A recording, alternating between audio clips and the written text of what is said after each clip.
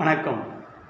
தமிழக அரசு ஏழை எளிய விவசாய பெருமக்களுக்கு வழங்கிய இனாம் நிலங்களை மீண்டும் பறிப்பதற்கு முயற்சிப்பதை கைவிட வேண்டும்.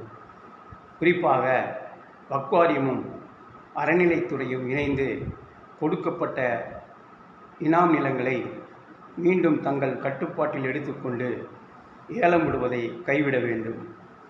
1963ஆம் ஆண்டு சிறு இனாம் நிலங்களுக்கு பட்டா வழங்கிய போதும் அந்த பட்டாக்களை பதிவு செய்ய மறுப்பதும் இந்த செயல்களை நாங்கள் வன்மையாக கண்டிக்கிறோம்.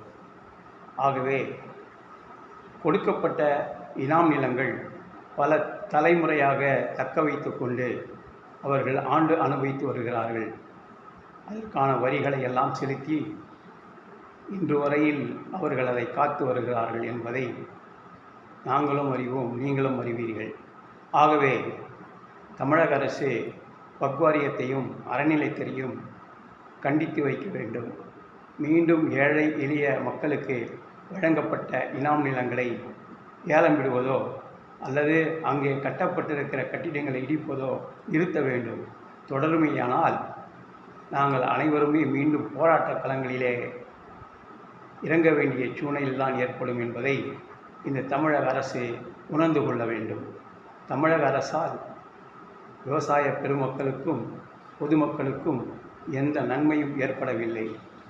பல ஆண்டுகளாக, குறிப்பாக 3 ஆண்டு காலமாக விவசாய பெருமக்களும் பொதுமக்களும் மிகவும் அவதிக்கு உள்ளாகி நிலைமையே மோசமான நிலையில் இருக்கின்றன.